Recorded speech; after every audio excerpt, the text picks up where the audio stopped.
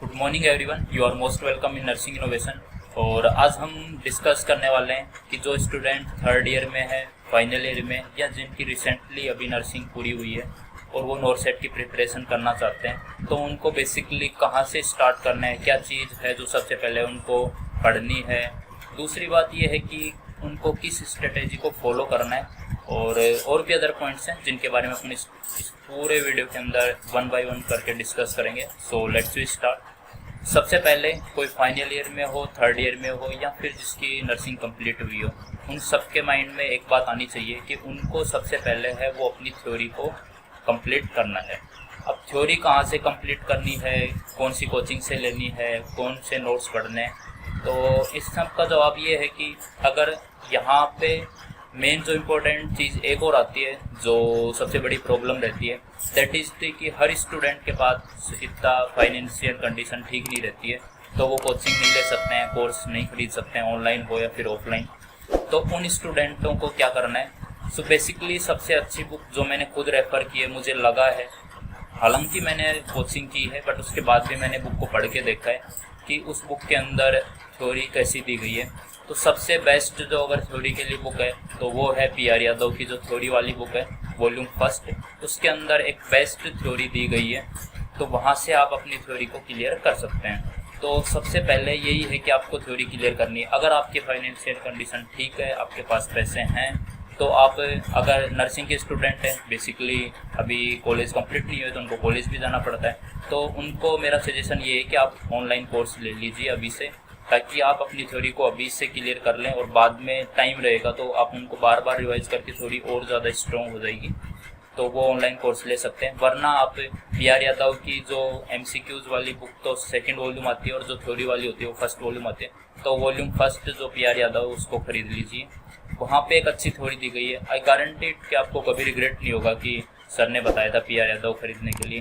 मैंने खुद पढ़ी है इसलिए बता रहा हूँ, जो मैंने पढ़ा है वही बताने वाला हूँ। एक्स्ट्रा मुझे ना तो मैंने जो पढ़ा है उसके बारे में कभी बात करूँगा, क्योंकि जिस चीज़ का एक्सपीरियंस नहीं है उस चीज़ के बारे में बोलने से क्या ही मतलब है। किसी के पैसे ख़राब हों, किसी का टाइम ख़राब हो, तो उससे कोई मतलब नहीं निकलता। तो आपको पी.आर. यादव की थ्योरी वाली बुक ले लेनी है। अगर आप कोचिंग नहीं ले सकते हैं तो वहाँ से थ्योरी को क्लियर करना है। थ्योरी को पढ़ने का सही तरीका बता देता हूँ। बहुत सारे तरीके होते हैं। या तो आप वन बाय वन टॉपिक पढ़ लो, जैसे कि आप वॉल्यूम सेकंड भी खरीद लो अगर आपके पास थोड़े और पैसे हैं, तो आप थ्योरी को एक टॉपिक पढ़ो, फिर उसके बाद उस टॉपिक के क्वेश्चन सोल्व कर लो MCQs बुक से, फिर दूसरा टॉपिक पढ़ो और उसके साथ। या फिर आप ऐसा कर सकते हैं, कंप्लीट सिस्टम की थ्योरी पढ़ सकते हो और उसके बाद आप उसके जो MCQs हैं वो सोल्व कर सकते हो सिस्टम के। आपके ऊपर डिपेंड आपको क्या करना है। दूसरी बात, जो कोचिंग ले रहे हैं, जिसको ऑनलाइन लेनी है या जो कोई ऑफलाइन में जा रहे हैं, वो सबकी प्रेफरेंस होती है। तो उनको यही करना है, जैसे कि आज कोई भी टॉपिक पढ़ा है तो उस टॉपिक को पूरा कंप्लीट रिवाइज करना है, ताकि वो थ्योरी अच्छी तरीके से माइंड में सेट हो जाए। और उसके बाद उस टॉपिक के MCQs निकालने हैं। MCQs हमेशा साथ साथ निकालने हैं, साथ में थ्योरी पढ़ ली उसके MCQs। इस तरीके से आप चलोगे तो आपकी थ्योरी ज़्यादा स्ट्रॉन्ग होने के चांसेस ज़्यादा होते हैं। अगर आप पूरी सब्जेक्ट को पढ़ लेते हैं और उसके बाद MCQs पढ़ते हैं, बेसिकली मैंने खुद ऐसा ही किया था।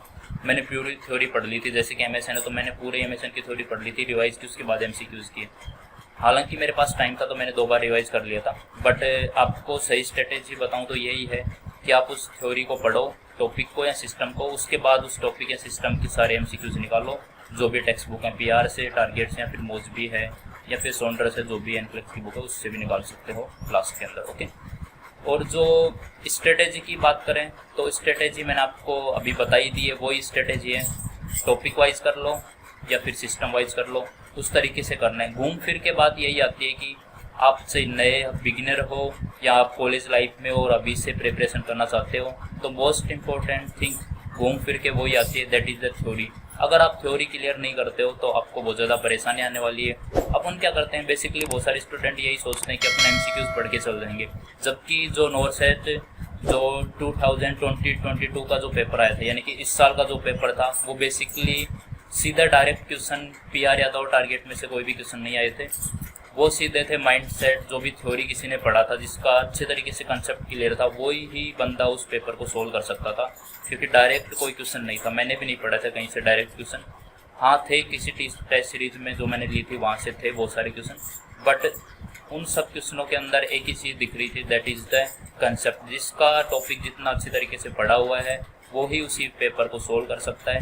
तो पेपर का पैटर्न हमेशा कैसा भी रहो, कितना भी पैटर्न बदल जाए, अगर आपकी थ्योरी हर टॉपिक की, हर सब्जेक्ट की थ्योरी क्लियर है तो आपको कोई चैलेंज नहीं कर सकता। आप उस पेपर के अंदर आराम से फाइट करके अच्छी रैंक के साथ अपना जो है सिलेक्शन हासिल कर सकते हैं। ऑलराइट, तो इस वीडियो में इतना ही है कि आपको थ्योरी पे फोकस करना है, बिगिनर हो तो कहाँ से करना है, कैसे करना है, ये सब डिस्कस कर चुके हैं। बाकी जो इन्फॉर्मेशन होगी वो अपन डिस्कस करने वाले हैं नेक्स्ट वीडियो में। तब तक के लिए wish you all the best and thanks for watching.